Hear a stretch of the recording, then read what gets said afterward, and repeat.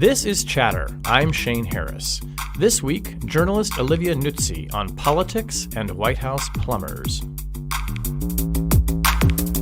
I was really fascinated by politics. I watched a lot of late night comedy, and it used to drive me crazy if I didn't get the joke. Yeah. You know, in like a Letterman monologue or something. And so Okay. I really started paying attention to the news in order to be in on the joke. Yeah. I remember when I first learned about Watergate that Yeah. it was such a tiny, stupid thing. And I could not believe that something so minor had snowballed because of their stupidity. Right, that it broke the That dam. it broke, that it broke everything. I could not believe that. With Trump, he doesn't handle boredom well. Yeah. And instead of horse racing or bocce or something, this is his sport, is fucking with American politics. Yeah.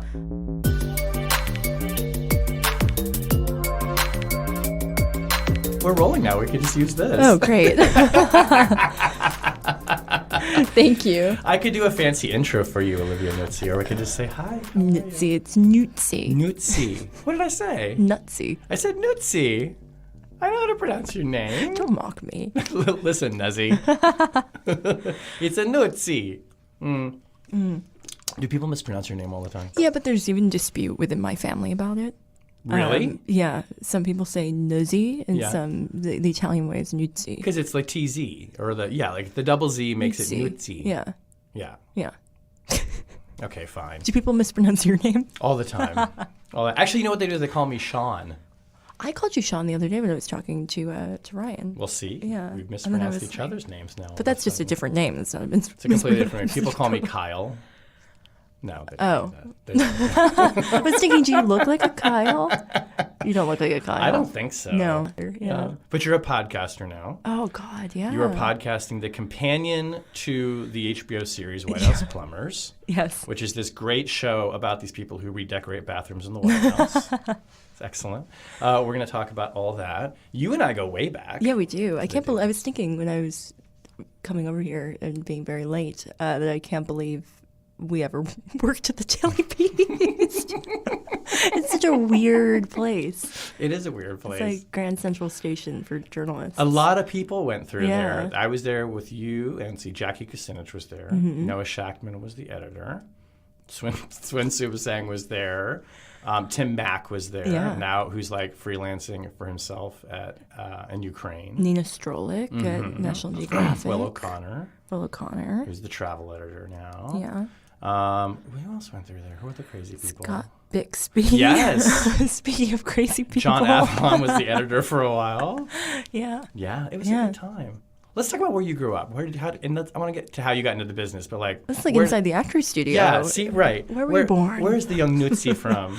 Well, I was born in New York, and I was raised in New Jersey, in Red Bank, which is like an hour and 15 minutes from Manhattan. It's like suburban New Jersey. Yeah. And what was your childhood like growing up?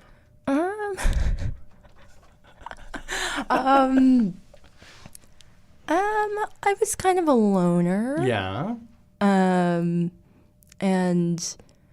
I hated being a child. I did too. Yeah, I was very frustrated by that. Yeah, I felt older then than I feel now, Yeah. though, definitely. interesting. Like I felt very old and sort of weighed down always. Did you want to hang out with the adults more than the kids? It's not, it never even occurred to me to like hang out with the kids, you know?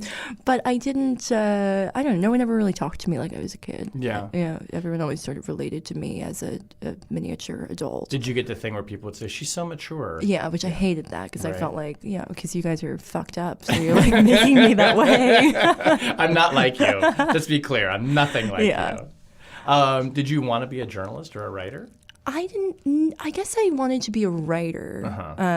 I was going through a box of stuff recently from my mother, and like there was some little, fourth grade or fifth grade thing where I wrote, for my future writer, which I was sort of surprised by because I didn't remember that being a conscious desire. Like you actually sat down and wrote something I was intentionally. I was always writing.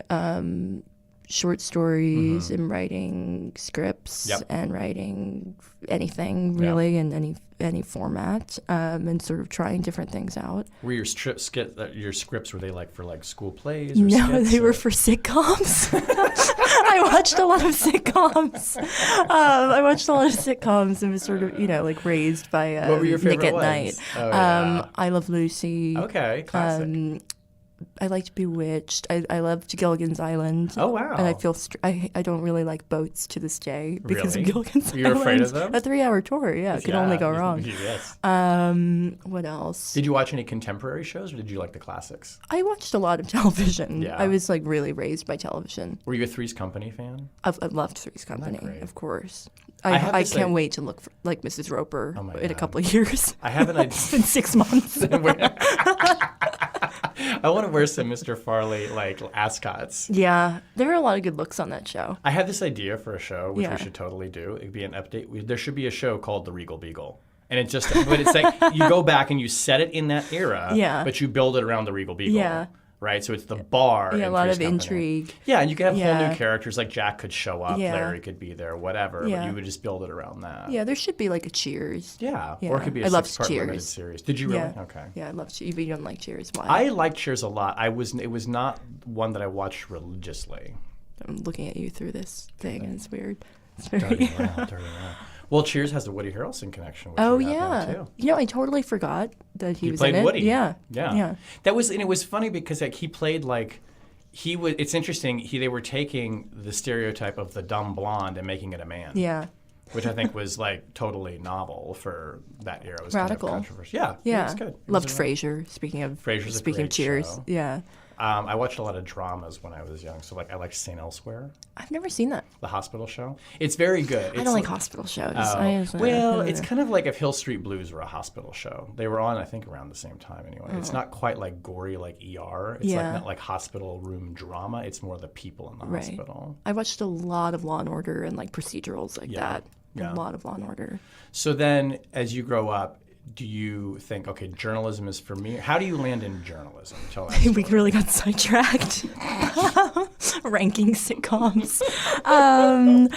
I didn't know any journalists. Nobody in my family had ever had a job, to my knowledge, where like thinking was the primary Right. activity in the job. It was mostly manual Labor, and Yep. hairdressers Yeah. and waitresses, and my dad worked for the sanitation department in New York, and so it was just not. It didn't. I never knew that was an option. Yeah. And then I was really fascinated by politics. I watched a lot of late night comedy, and it used to drive me crazy if I didn't get the joke. Yeah. In like a Letterman monologue or Yeah, something. And so okay. I really started paying attention to the news in order to be in on the interesting. joke. Yeah. And then it was so much more pleasurable to watch comedy when I knew what the hell people were talking about.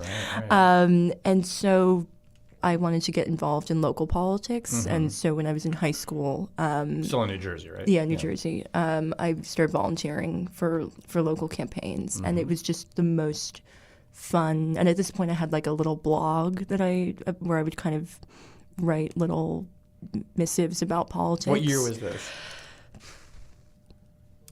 2009, Okay. 10, Yeah. probably. So Obama's in the White House. Blogging is big. Yeah, and I would write for like Open Salon, and people were so Oh, encouraging. People were so interesting. nice, and I didn't know what reporting was or Right. what reporting looked like, but I Right. was kind of like in retrospect veering towards acts of journalism. Yeah, I yeah, went for to like sure. a Tea Party meeting and like pretended like I was volunteering. You're showing up there like you're like 17 at this Yeah, point? Did they think yeah. this was strange, or was that like, yeah, I looked whatever? so old. I mean, I looked 25 from Okay. the time I was like 13. And you So- probably carried yourself not like a Yeah, so teenager, more everyone was always confident. shocked to learn how old I Right, was. right. And then I was interning for this local campaign in what was then the Legislative District 11 in central coastal New Jersey, Mm-hmm.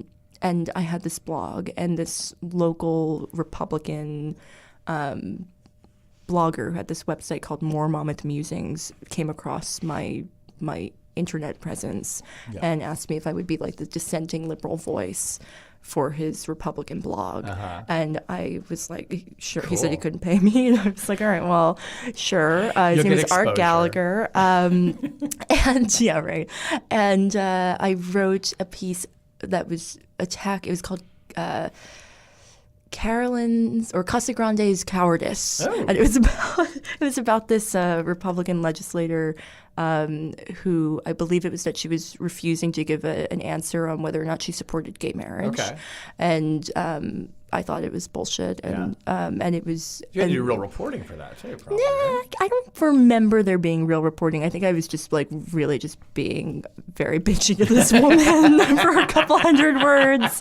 And then from there, the publisher of an alt-weekly in Asbury Park, New Jersey, Dan Jacobson, is called the Tri-City News. He reached out to see if I would become a columnist there. So I started writing about... It's mostly about Chris Christie, and he was sort of, gearing up to be a candidate in 2012, and that was sort of the subtext of his entire governorship at that point. So it was a lot of like sort of, I don't know, pop punditry about American politics and the presidential race and the primary. So did you feel like you were developing a voice at that point? Yeah, but I realized very, very quickly that I did not have as many opinions as I thought that I did, and I was not ideological the way that I thought that I was. And so I ran out of things to say almost immediately, which of course I was, 18. Sure. And I found it, tremendously difficult to come up with opinions. And then I realized, well, I don't have opinions on this stuff. I would need to learn more about it and get more experience.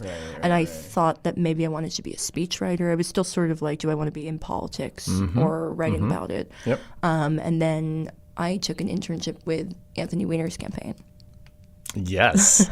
You want to tell that story? Well, I thought at that point I had freelanced a bit, for like the Huffington Post, which there was no barrier to entry whatsoever to freelance for the Huffington Post and this at that time. Exactly. This was a time when basically it was anybody who wanted to do it. That was really the process. Exactly. There was no They'll process. take all comers. Exactly. And then I think like alternate, some like really lefty, I think now largely forgotten types of places. And when I applied to be an intern for the Anthony Weiner campaign, I thought, what better place to learn about media and politics at the same time than on this fucking mayoral race. And I thought, well, there's no way that they're going to have me because my only experience is writing about politics, so they're going to think that I'm there as a plant. And to my surprise, they immediately emailed me back. I didn't realize that like interns aren't vetted. I thought like, the intern's the most important. Yes, exactly. Most important role. When will the FBI do my background check? And they told me to show up to Almond, Anthony Weiner's brother's restaurant in I think the Flatiron District, and to start work. Amazing. Yeah. Amazing. And then I was there. For a very brief period of time. And I think actually right around this time, I was introduced to someone named Paul Carr I believe by Dave Weigel, who was the editor of a publication called NSFW Corp. And they were going to have me do some freelance pieces. And that kind of intersected with my joining the Anthony Weiner campaign. Right. So throughout that, I was having conversations with an editor, not thinking I was going to write about it, but I was taking notes. And I was leaking a little bit. A little bit, just a little bit. Because it was just, it was such a small, it was a tiny, you were in like a little, at one point we were working out of his congressional office, which was just, it was this tiny little space with just a few people and the candidate. And I couldn't believe the things coming out of people's mouths. And it was just delightful. Had you ever worked that closely inside of political operation before? Not with a principal that was important. Well, and especially one who is as colorful and weird as he is. So I had worked with like the candidates that I'm still friends with from the local campaign that I interned on. I was like the worst intern ever. I was so bad at phone banking and so bad at all of that shit because I have no attention span and no dedication to the cause. I was just like interested, I wasn't like fighting for my life out there. I'm just here to get material. I didn't know that, but yeah, in retrospect. But yeah, it was just fascinating. I was totally fascinated Yeah. by it, and he was such a character. Totally. And I was keeping notes just because it was so interesting. And then I believe it was when Sydney Leathers was exposed by BuzzFeed as being a woman that he was having a sexting relationship with. And the campaign was obviously over. Paul Carr, who was my editor at that time, said, I remember he called me and he said, if you don't write about this, you're a bad journalist and I'm a worse editor. And so we decided that it was okay to write about it. So I did a couple little episodic things. He called all the female interns Monica, which I thought was absolutely hilarious and deranged.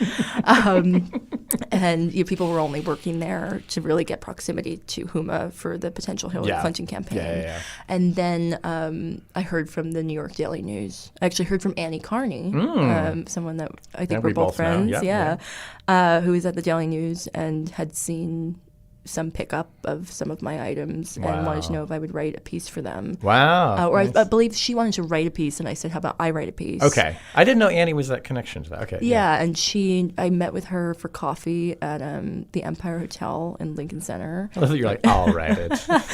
Well, I didn't know. It's funny. I talked to her about this not that long ago, and her telling of like what that was like from her side was so funny because, of course, it seemed insane. There's like this, child writer being like holding a paper hostage.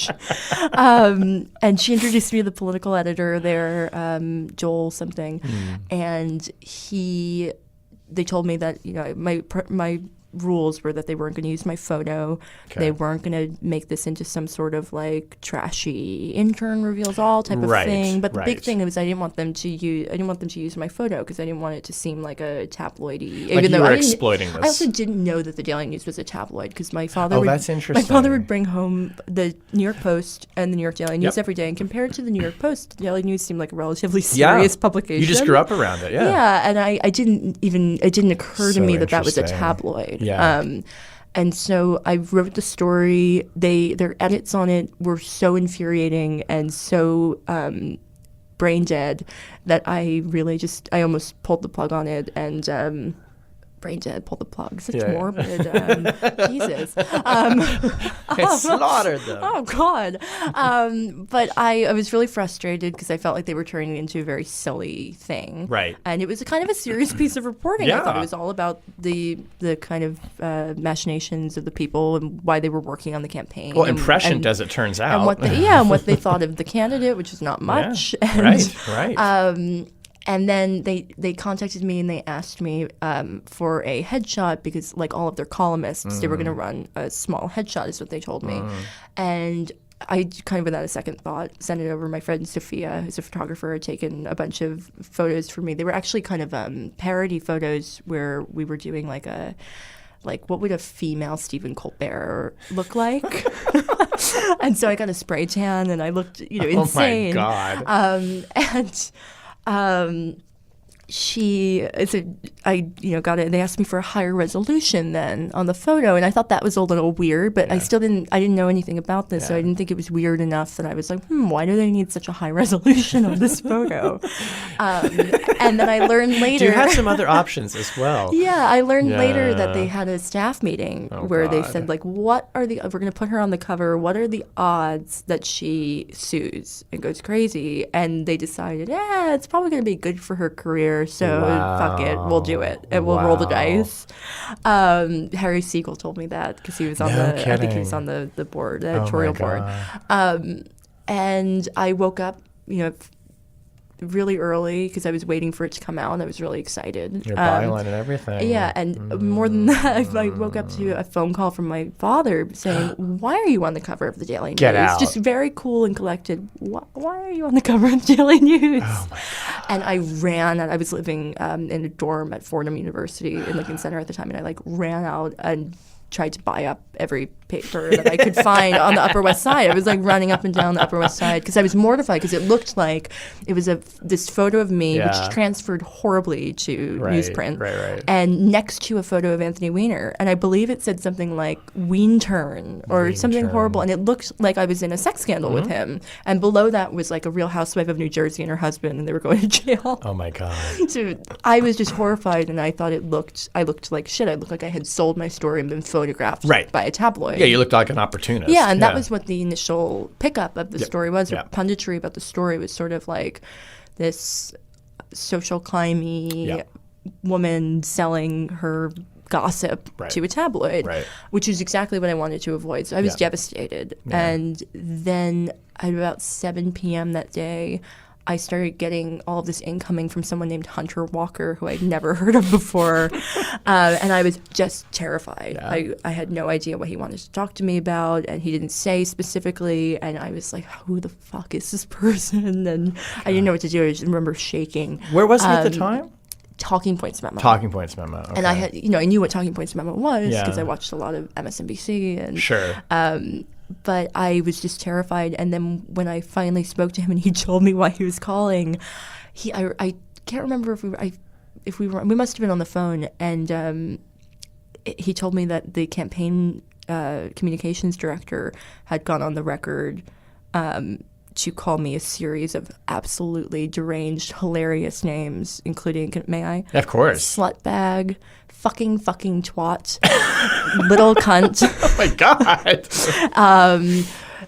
Definitely called me a bitch. There were all of these. I knew there were some names, but not that many. Well, I had never heard slutbag before. And to my knowledge, she may have, Barbara Morgan, who I'm now very good friends with, actually, may have coined that term. And I thought it was just delightful. I really genuinely appreciated the creativity. But she more reached than deep. that, Yeah, she but went more deep. than that, I mean, very cynically, I thought, well, this absolves me. I look like an angel now. Because you're being attacked.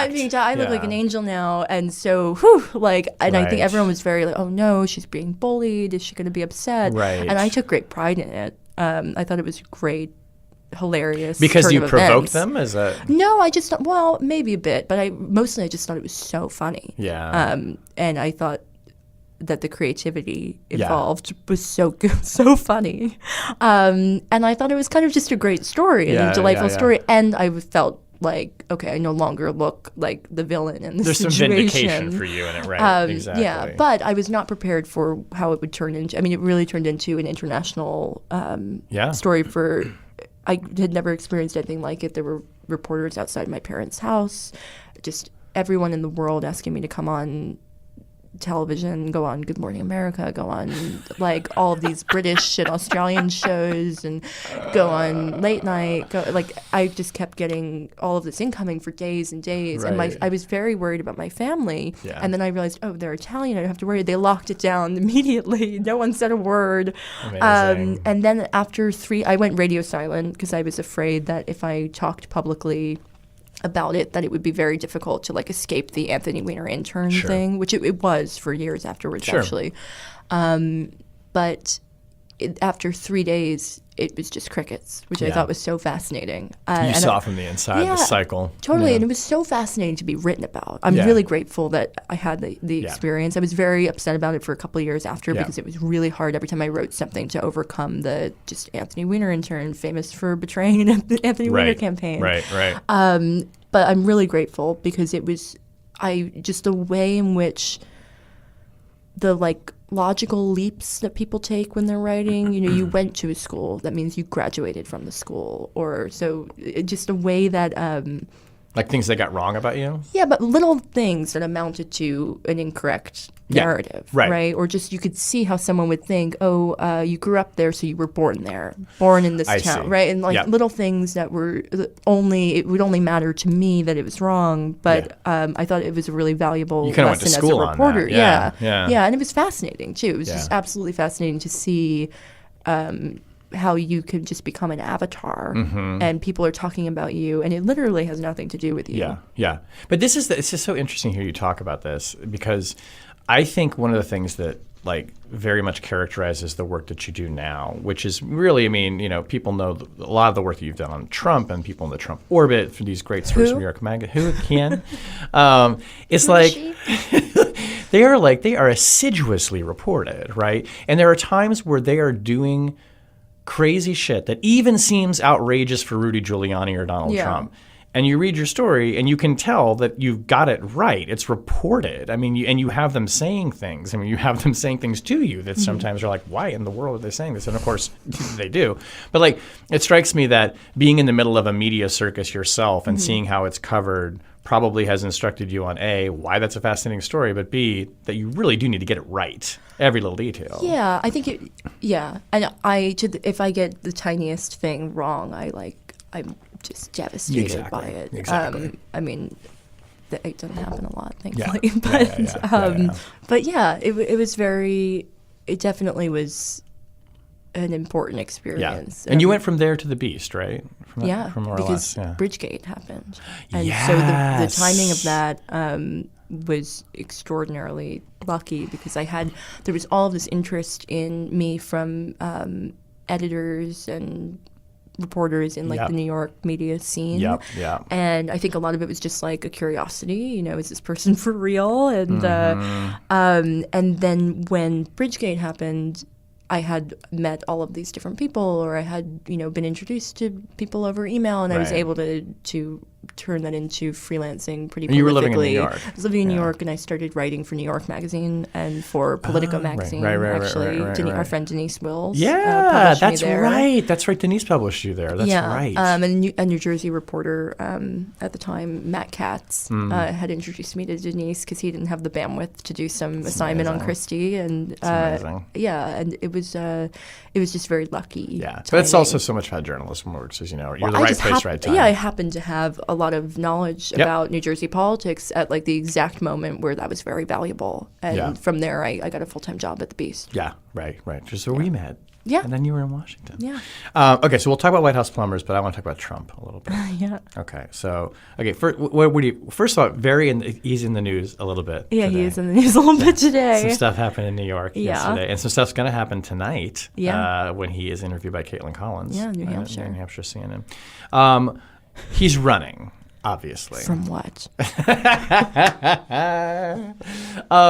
Political handicapping and predictions is so lame. But if you had to bet right now, do you think he'll actually be the nominee? I'm not a betting woman. You're not a betting woman? But what needs to happen for him to be the nominee? I think circumstances right now, even given the E. Jean Carroll decision, are pretty advantageous for him to be the Republican nominee. Mm-hmm. Yeah. I think it looks very, very... It's hard to imagine a universe in which he does not become the Republican nominee. And there's no one really running against him. DeSantis has not said he's running. No, not yet. It's getting a little late. Is it? I mean, Biden's already announced. Trump isn't. When did he come down the escalator? What point in the cycle was that? June 16th, 2015. Okay, so if we're comparing cycles, DeSantis still has a little bit of time. It's difficult though, right? The first debate is in August. Mm-hmm. So I think you need to be active. I mean, he's going to Iowa. He's doing the early state visits now that the legislative session is over in Florida, right? DeSantis. Yeah. So I think we'll probably have an announcement sometime in the next few weeks. Yeah. But not that they share anything with reporters. Right. But you've spent so much time thinking about him and talking to him and people in his orbit. I've spent more time thinking about his brain than he has, certainly. Right. Well, that's probably true, yeah. So why does he want to be president again? I've asked him about this. I think that he just doesn't know once you ascend to the top of the mountain, I don't think that when you're that old and you've reached whatever heights you wanted to reach as a public figure, there's no other mountain for him to go after, right? I think the post-presidency is so interesting in general as a subject, right? And now lifespans maybe are longer, and presidents previously at least were getting younger, and there's a lot of runway for someone after that, like Barack Obama or George W. Bush. But with Trump, he doesn't handle boredom well. Yeah. And instead of horse racing or taking up bocce or something, this is his sport, is fucking with American politics. Yeah.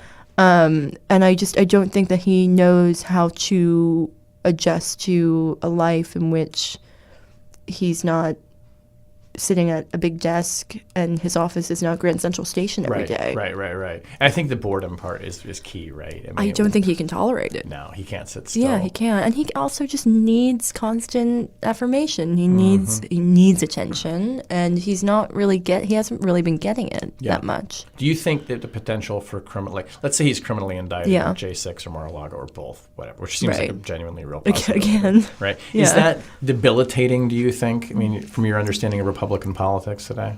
I kind of think that, if anything, I mean, what happened with Bragg sort of seemed to strengthen him. I mean, it did strengthen him if you look at the polls for whatever they're worth. I don't know where we stand on polling this time around, right? Polls are polls. Polls are polls, right? But I kind of think anything that feeds into his narrative that this is a witch hunt and that they're out for him is probably pretty good for galvanizing his base. Right. Do you now? So, if he's president again, how do you think about? Jesus Christ! You just answered the question. I was going to say, like, how do you think about, like, saddling up again to cover him? I mean, I think about this a lot more from the perspective of, like, because I cover the intelligence community, like the policy kind of angle of this and all that. How do you think you would cover him and write about him differently? Yeah. And I suppose that's going to be true even while he's running. He's the nominee. I mean, you're going to be writing about him. Yeah. I mean, my approach in the last year, I've written like 3 features about him in the last year, and I think my approach has been slower, if that's possible for me. I've tried much harder to contextualize his speech and to not get, I guess, sort of wound up by the crazy shit that he says, it's like you just want to print what he's saying, but and I still want to do that. I still think that's the answer, is just transparency and putting candidates out there and letting them talk, and people are smart enough to go through what they're saying. And obviously fact-checking is important, context is important, but I'm not afraid of allowing a candidate to speak. Sure. But I guess I see him more fully now, I think, and I think we all do. And I think that's the big important thing for me, is making sure that I'm not, like, treating him too unseriously, even though he's such an unserious person. Right. And I think about this like from in a newsroom. I mean, where you write and the writing you do, you're expected to have a point of view, right? Yeah. And to contextualize and to add some, like, sort of dimensionality of the writer to it. And in the news business, we're so trained to just almost like act as if we are not the ones actually writing the words and covering him. And it's impossible to write about this man and not in the context of he tried to stop the transition of power, and he's been credibly convicted of sexual assault, and he may be indicted. Like, you come with your history, and, like, that is indelibly part of it. Well, it makes everything feel so heavy, just from a pure, creative standpoint, right? There's no agile Trump story that you can write. And someone was interviewing me recently, and they were talking to me about my sentence structures. And they were talking about these very long paragraphs I'll do with, that are maybe 1 or 2 sentences, which I don't think is a good thing. It's just I was thinking about it because I've never thought about it consciously, and I was just like, well, I don't know how else to fit in all of the different investigations that are ongoing, all of the different alleged crimes that have been committed, all of the different crazy shit that he has done or that has gone on around him in the last 5, 6, 7, 8 years. It is a run-on sentence. Absolutely. It is a run-on thought. Well, there's no point in trying to run away from it or to hide it or to No, and you have it. to, right? Yeah. I mean, I'm always thinking. I love old magazines and I collect magazines, and I get so infuriated when I'm reading a big, like, ambitious profile in a magazine from the 70s or 80s or something, and I don't know what the hell they're talking about, and I have to be on Wikipedia or whatever during it, and so I'm always conscious of trying to write things for people who are not terminally online and of this moment and tethered to the news cycle. And yeah, it's there's a lot of context to add, and it's just this ensemble of characters that is just, no one ever goes away. It's just bloated and growing and growing and growing, and it's like, oh, you thought that you could forget about Michael Cohen or an Omarosa or whoever, and it turns out, no, you cannot, and they will be relevant until he stops being relevant.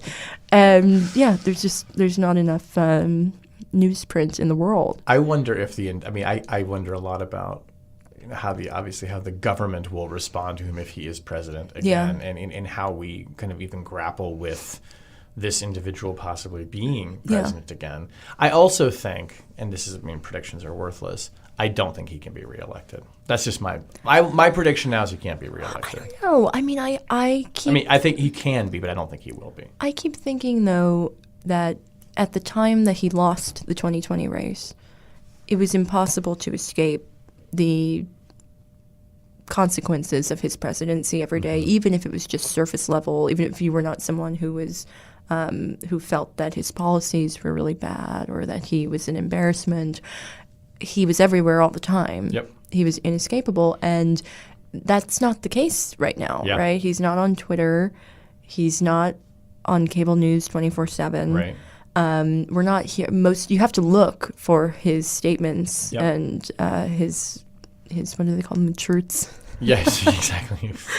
Right, you have to look for it. Right. I think that's kind of a recipe for, if that continues apace, for people not really remembering viscerally how sick of him they were. Right. So it's not that he becomes irrelevant. It's just that we don't forget how bad he is. Yeah, and right now the Democratic Party, we forget how bad he is. Yeah, the Democratic Party and the Trump campaign are sort of aligned in attacking Ron DeSantis, and I keep thinking like, is that going to look smart in retrospect? Right. Maybe we should build him up. But I think clearly Biden thinks he can beat Trump.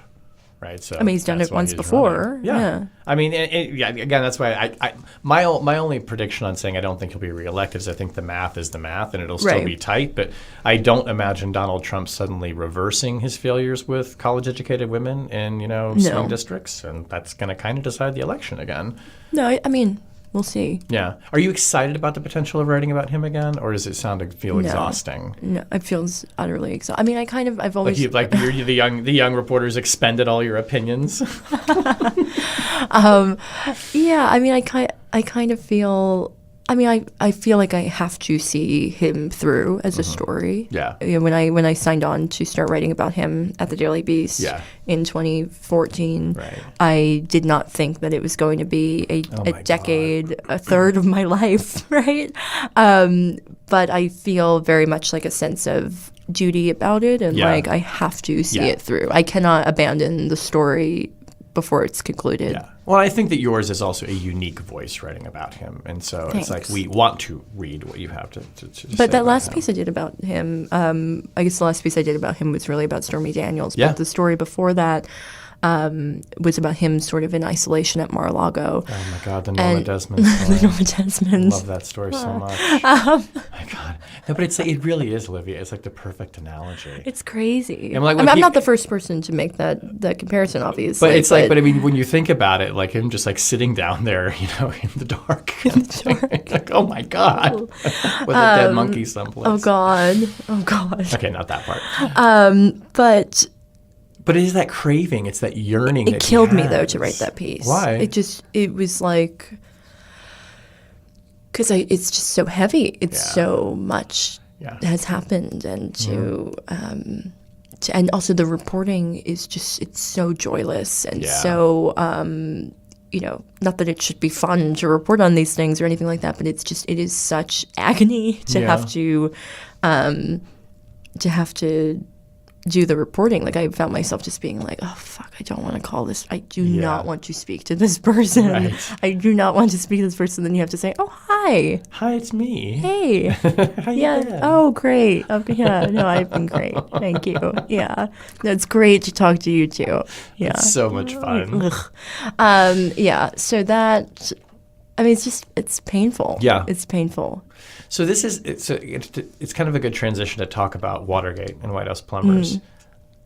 I wonder, like, when you think about having to put yourself back in the mindset of thinking about the Nixon era, which really, I think is the last time. I mean, you could take Iran-Contra as a period of scandal, but like really, and Monica-gate and whatever, but really, since Trump, the only comparable figure has been Nixon in terms of just the scandals, the corruption, et cetera, the impeachment. So when you're thinking about how to talk about Watergate, do you have Trump in mind, or does it seem like an era ago and something that is kind of like, what connections come up for you? Yeah, I think like the small ball nature of it is it's impossible to not think of Trump. Like I remember when I first learned about Watergate, it taking me like 7 tries to finally comprehend that all that it was the break-in, and like they just were idiots, and it was such a tiny little stupid thing, and I could not believe that something so minor had snowballed because of their stupidity. Right, that it broke that it broke everything. I could not believe that. Yeah. And that sort of just stunning, awe-inspiring stupidity, and just the completely psychotic ideological commitment and sort of religious commitment to a leader, I think is very reminiscent of Trump.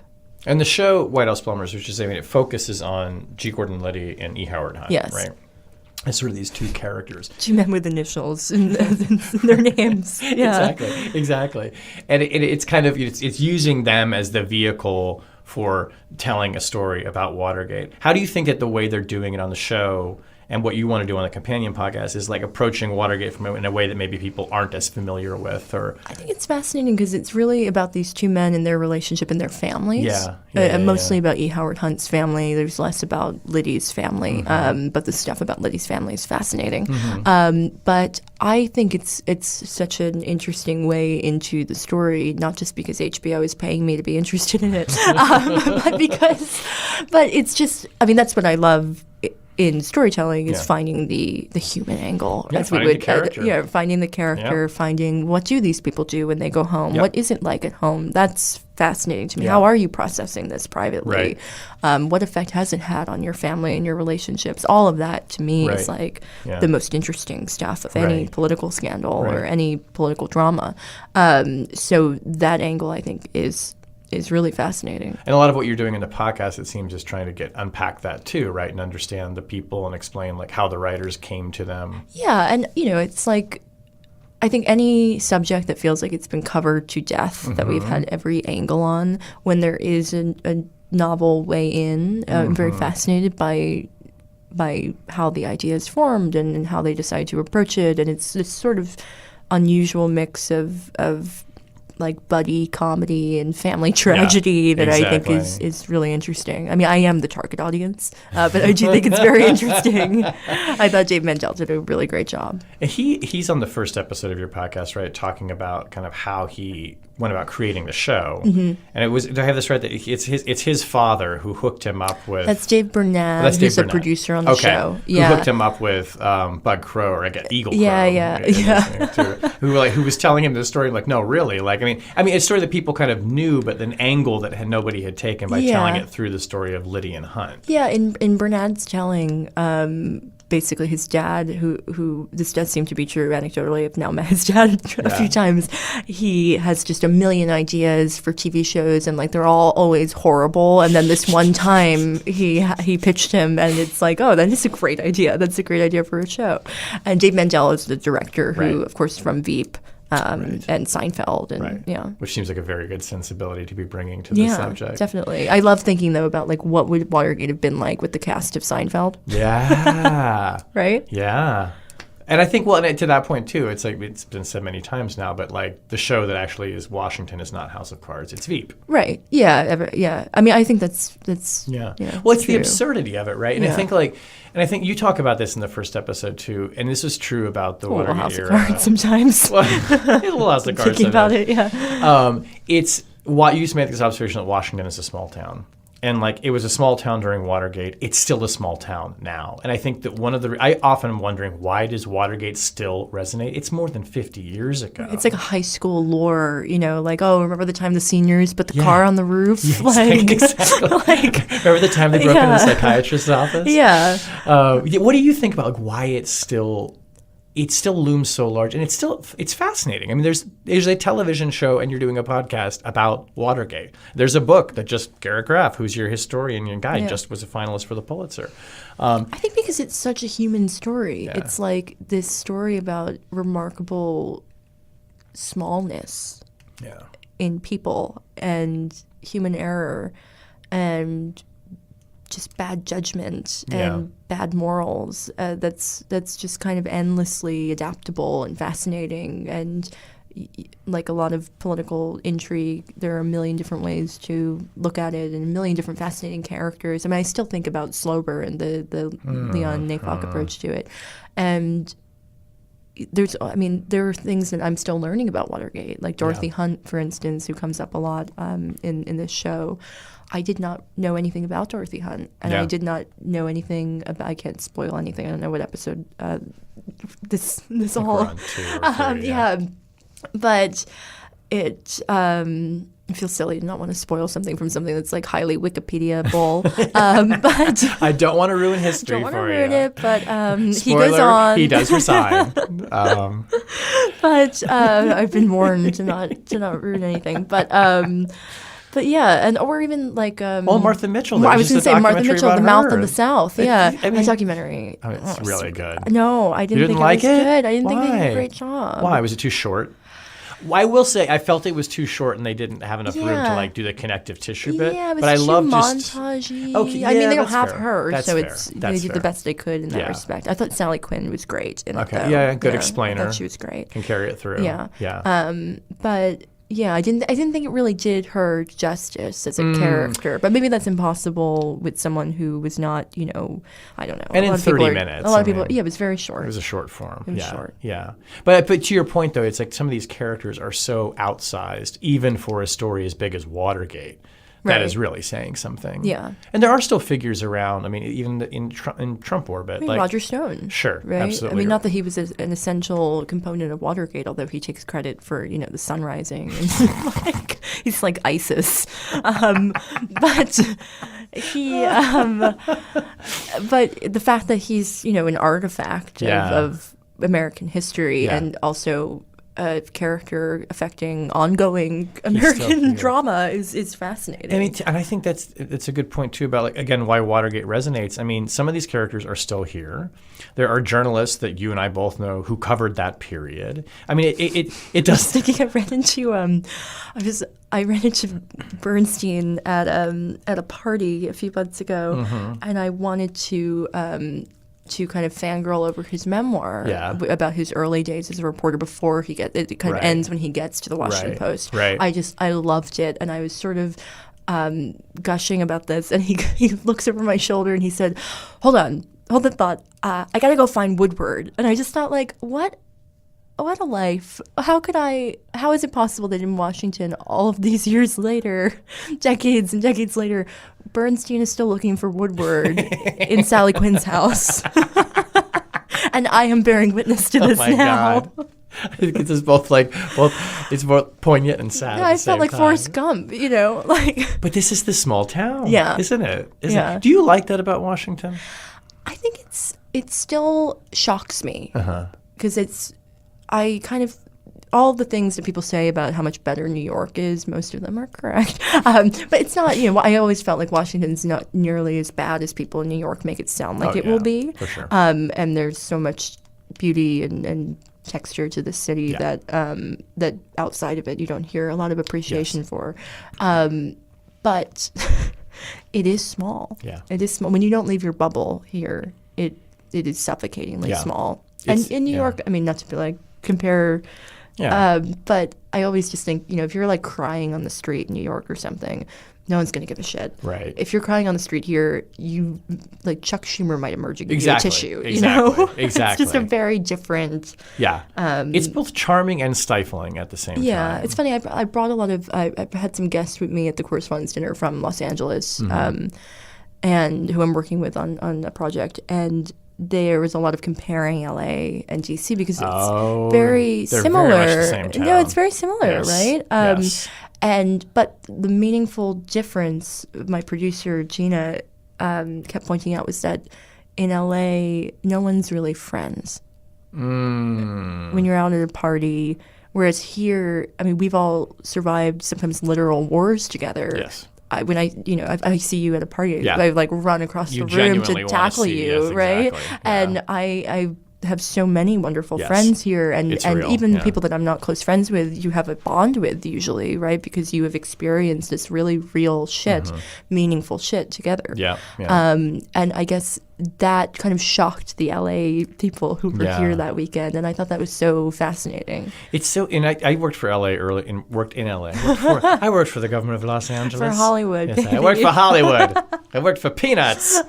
I did work for Peanuts. But I worked at a magazine in LA early in my career for about a year, and I'd done an internship at a small film production company when I was in college. Really? So Which one? it was called, what the hell was it called? Oh, God, wait.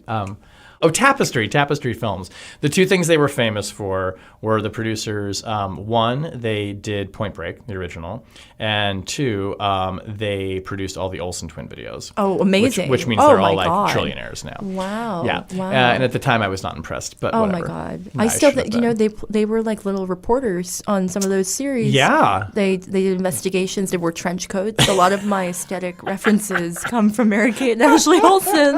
The early years. The early, well, now of course they have the row. So Yeah, exactly, it's, exactly. You can buy a $5,000 trench coat from them Sure, if why you're not? And an so appropriate please, size yeah. now, too.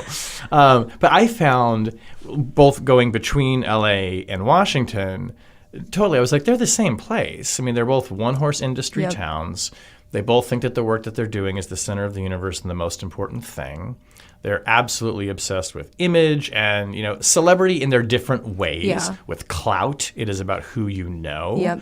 LA, there's much more money, but money is just sort of like kind of like part of the current. That's all. Right. It's really about clout, and clout does not necessarily equate to money. Yeah, Same I mean, as I in think DC. the meaningful distinctions, like their glamour and aesthetics, Yeah. loom so Yeah, large, And right? it And just people does are so not here. obsessed with that stuff, right? We're here, obviously. Yeah. It's not a major fixation. We don't lead with it. We don't lead with that. And the jargon, all the jargony, Yeah. or just the kind of nicknames for people and first names, where it's like when you're parachuting in, you're like, Yeah. what the hell are people? Who is Pete? What are you guys talking about? Right. Right. And it takes. I mean, I'm still learning about LA, but like it takes a while to kind of learn the language and the pattern of how people speak. How do you like the city? LA. I love it. Yeah. I really love LA. I do too. I hated it when I lived there, but now I like it Really, a lot. where did you live? I lived in Venice. Why didn't you like it?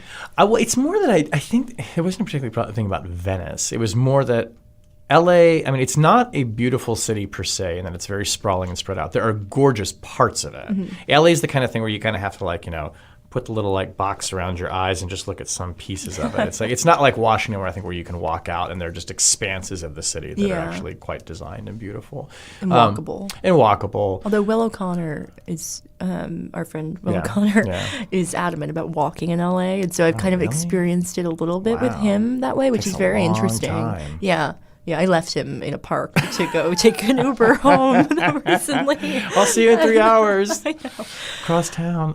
But no, I think also I was just at a point in my life too when I lived there where I was just very serious and I was Right. just coming out and everything was very weighty. And I think I wanted more of the intellectual climate of Washington. The thing that I didn't understand is that people in LA are also very smart. It's just they don't necessarily present in the same way as, they're in Washington, people want you to know they're smart. Right. In LA, people aren't striving. It's also a baseline here, though, right? There's a Where, baseline here. You have to have a certain, you at least have to be knowledgeable Yeah. about what's happening to have Right. a conversation, usually. That's right. That's right.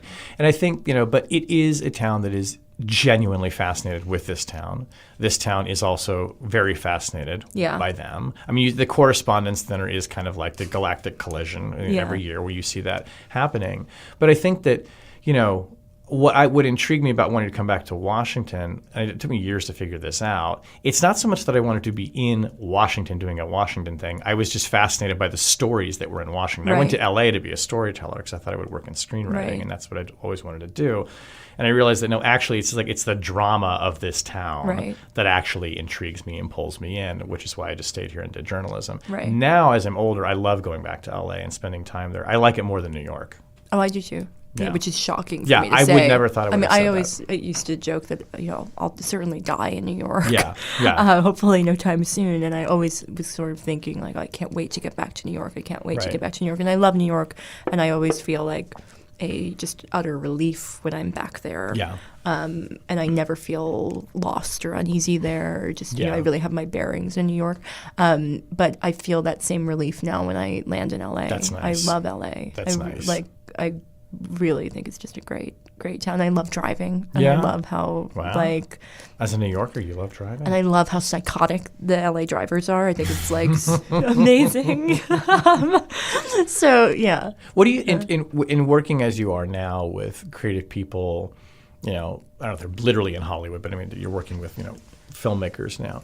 Do they come to a story like Watergate and a story like Washington kind of like with sets of preconceived notions? I mean, is it baked in, or do they kind of approach it like, let's tell this story anew?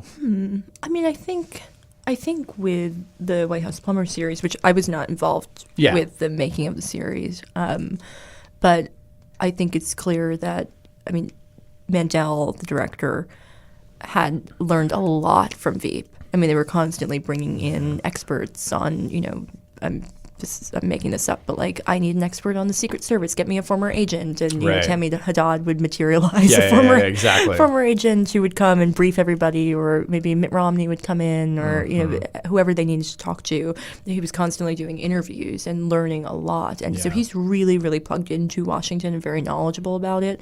And I think that's reflected in kind of how the tone of the show, I think, is very Washington. You have to have that, right? Otherwise, it's going to come across as phony. Yeah. Yeah, I mean, I think... Like, even to a viewer who doesn't know what Washington's really like, when something isn't ringing truthfully. Right, and it's still just, it's a place. It's an ecosystem. It's a neighborhood. It's a universe of people. And, like, no matter where if you're setting something at a dog show or in, Fargo or wherever, it doesn't matter. It has to feel like a real place with a real community. Right.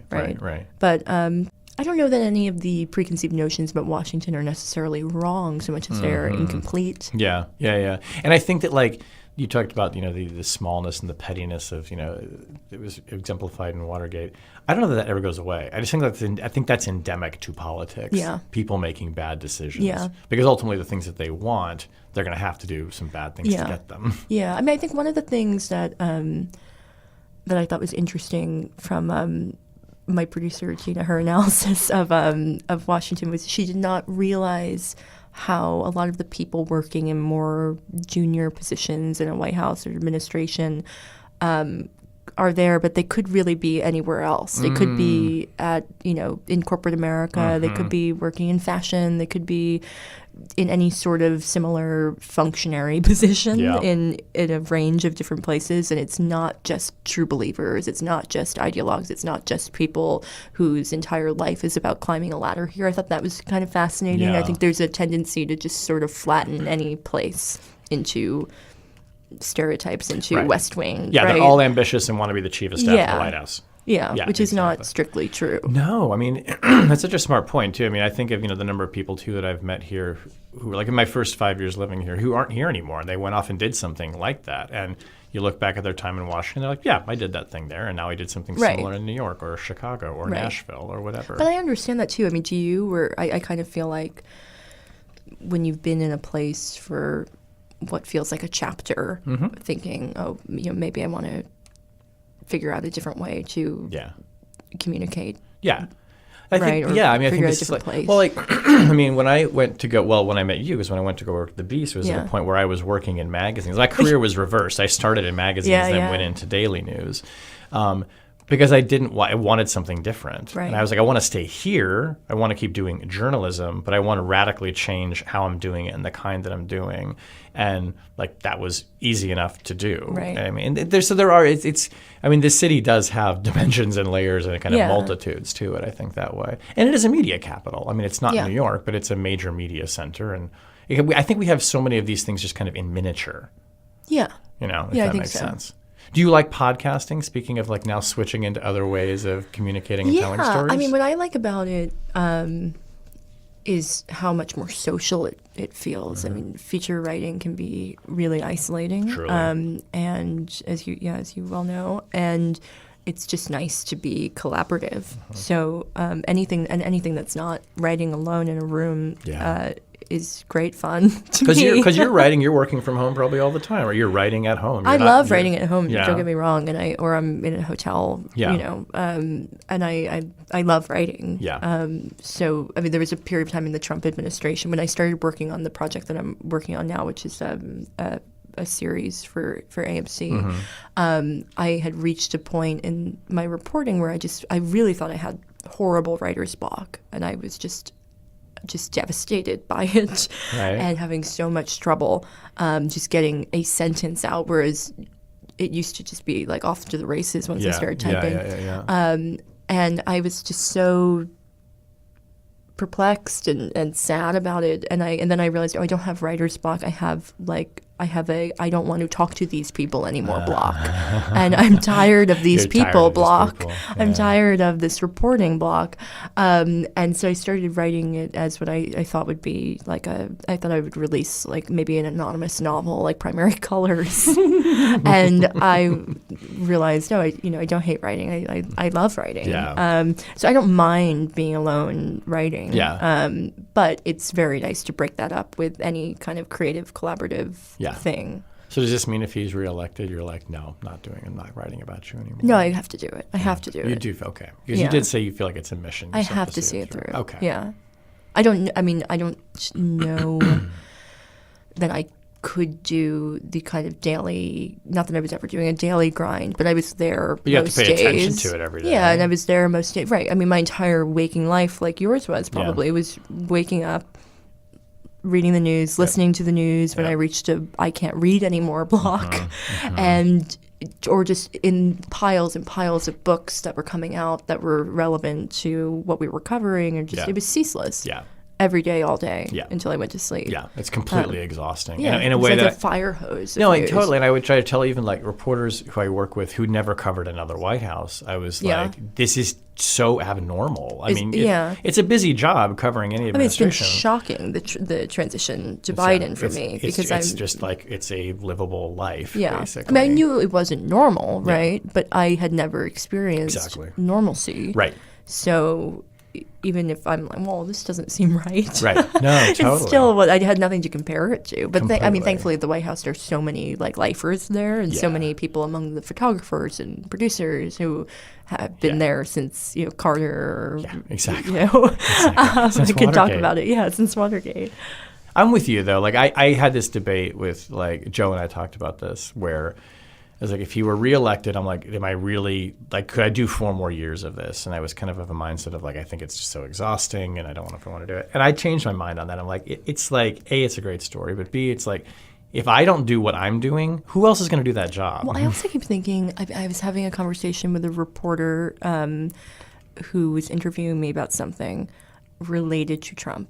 And obviously a younger reporter or just a green reporter, and this person had no knowledge, seemingly, of a lot of basic shit that had happened in the Trump administration, or just dynamics. Not like no knowledge of what, but just like no memory of what the briefings were like, no memory of the experience of it. And how could you if you didn't experience it? It was just something coming by on your screen, right? Sure. And I just was thinking like, oh boy, oh no, we really need people who remember stuff personally to be reporting on this. Completely. And I think and you and I have learned from people like that. So of course. You have to stay on the job and just continue doing it. Yeah.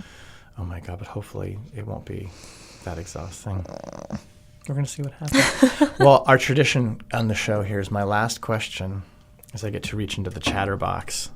Beautiful. Isn't Wait, it so did Joe pretty? make it? No, he did not make Oh. this. He could have, though. Yeah. Well, it would have been even nicer. And I'm going to pull out a random question Okay. that's been previously typed down for you. Okay, let's see. Oh, this is a good one. I like this for you. I like this for you. I like this for you. In what country other than your own, as in here, would you most like to live and why? I guess Italy. Yeah. You seem non-committal about that. Yeah, because I'm thinking, I guess I would want to live in Italy. Yeah. Do you speak Italian? No, I really want to learn. Yeah. I want to get a tutor to learn because I tried doing it like with Duolingo or whatever, Yeah. and it didn't take it all. Yeah. With all the phrases that you would never use. You know, the boy has an apple. But I really want to learn, and Ryan and I want to get married there, so I want to learn before we do that, so that it's not. Do you know where your people come from? Bari and Avellino. Oh, nice. And Ryan's family's from Benevento. Which Okay. is sort of nearby Avellino, which makes me a little nervous. Yeah. Are we related? Yeah. It's possible. That's not Italian. But Where are you going to get married in Italy? I don't know yet. We're not totally sure. Probably we got engaged in Capri, so maybe back there. Yeah. So Italy. Yeah. That'll work. I think so. You could cover, there's lots of Italian Well, politics. right after we got engaged, and the next day we went to cover the election there. It's so romantic. It was so romantic. It really was, though. Two political reporters we just in really love. wanted to, you know. Oh, there's a rally. Let's go. It's like you want to believe at the end of the day, it's like you just kick back and talk about anything other than politics, but It's either movies or politics. Yeah. That's good. That's good.